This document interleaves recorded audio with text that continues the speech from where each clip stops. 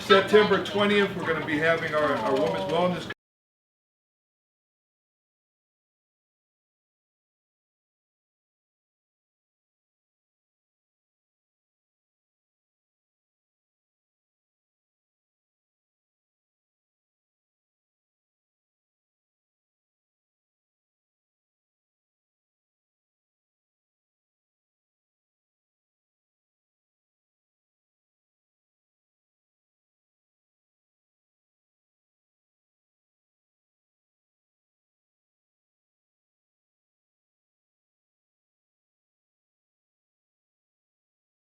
Beautiful human being. He said, that's not how Mary should treat a woman. See, Drake didn't love his mother, or like her. He should be. And I love that when I meet a man.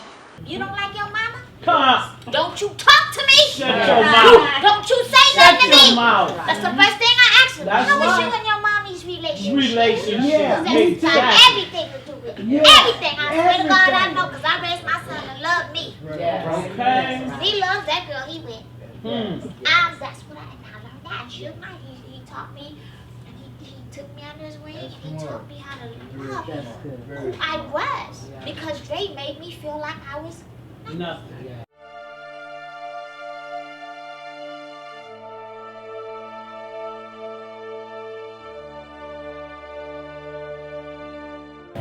nothing. And I didn't, and he did. And that man got a lot of faults. Y'all know Suge Knight just got a lot of faults. But there's good, like God always said, there's good, bad, negative, positive, ice, hot, and then we got, he told me, he said, and he did. And then for him to coach me, to be with me, to want to be with me, because he knew I was a good girl. You know, I wasn't no drug head. Oh no, honey, I wasn't no drug head. I wasn't no hooker. I was a good girl, and this man was running all over me. And see, what happens is you start, when you see somebody with that pattern, you follow that pattern because you don't know no different. And if it wouldn't have been for Suge, I'd have been right where he at right now. Drake may be rich, but he's the minister of ball. You got that. No, I'm telling y'all the truth. With all that money, I know this. I feel this. I see it in his face. You can't have $1 billion of me on TV looking like, what's wrong with you? Where your teeth at? Where your kids? I'm just saying. There's no happiness there. Something's wrong. Like you say, he beat Jesus. But that's just my opinion. That's my personal opinion of what I see. He was happier when he was whipping on me than he is now.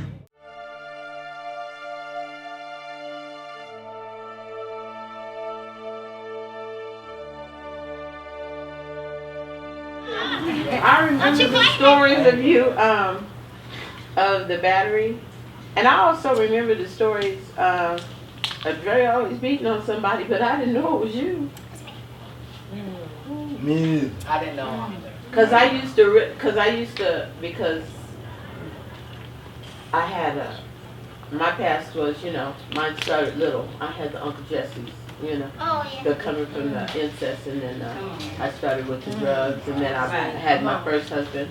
He used to beat me, like you said, coming home late, 2 minutes late, and okay, all of a sudden I'm beat with a billy club. Well, I was 2 minutes late, and why are you beating me with a billy club? And then I was a good girl, and I was an over-accomplisher, so my grandfather was a minister, and I came from a very, very black family, so I was very embarrassed as to the things that were going. It was like a double life. It was like being schizophrenic. I was always trying to live up to my family and live up to what I was raised like, but I got this maniac over here, and then the crazy stepfather that made me this way. And it was a mess. And so it seems like I just kept. Then the second husband was the emotional battery.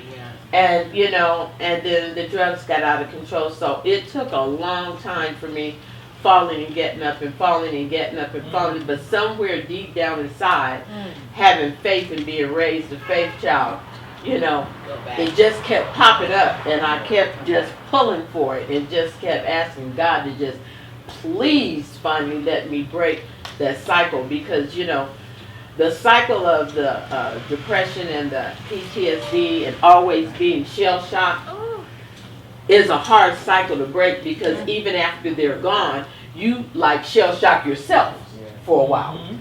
Because you don't, Absolutely. you can't, Trust your own right, and you don't trust anybody else, and and it's hard to have another functional relationship because you don't, it's like, look, wait a minute, what are you talking about? Because you think they're saying what he said, and they're not saying that at all, but, until they make themselves plain.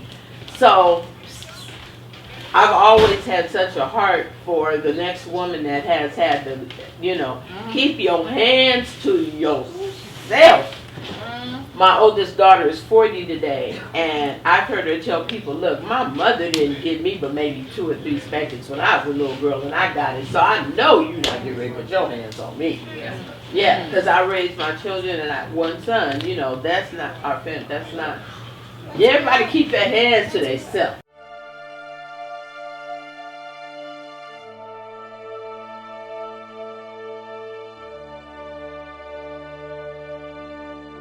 I never heard my father, when he was alive, raise his voice at my mother. I never seen them bite. Never. This was our household. 2 boys, 5 girls. And my father raised his daughters. My father taught us to be strong women. Don't never let a man put you in a position where if he get up and say, I'm gone, you out. That part. You understand where I'm coming from? He say, always, he say, first get your education. Know something about the world, because you will learn about yourself in that process. My other brother was murdered by a woman. And my thing was, I always thought and knew that I was the strong woman that my father had raised his daughters to be. And then going through life and experiencing things that are beyond my control. I've never been in a situation where I was molested by a family member. But I ended up being in a marriage that failed, and I felt worthless at that point because my mother stayed with my father till he passed. My grandmother stayed with her husband until he passed. So that's this crop, the crop that I come from. Strong women.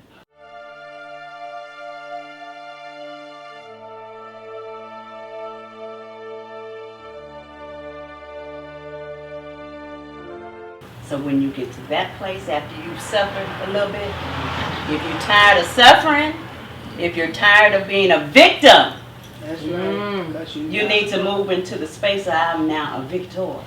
I am victorious. I am that queen. See, my crown isn't on straight.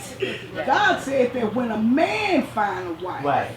he finds a good thing. So why God is working on me, and I know my self-worth, who I am today, and my self-worth today, them men.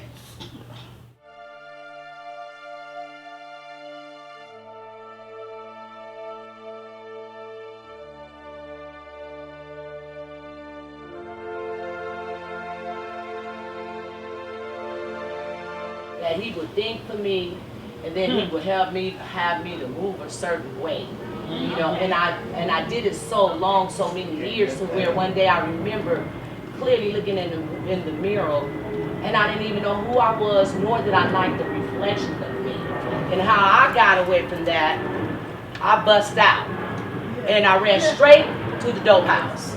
Because I didn't know what else to do. I believed everything he said. You're worthless. You don't think for yourself. You don't know nothing. Don't nobody want. Everything that he made me believe every single day I came in his presence, I believed that. It became my existence. Because outside of that, who am I? So the woman in the mirror was, even though I broke out and left, I was lost. Like, the slaves when they was free. Where do we go from here? And that's how I end up introduced to drugs, because I didn't know what else to do. But I was in enough pain and lost, so far gone, to where I needed something to escape from me.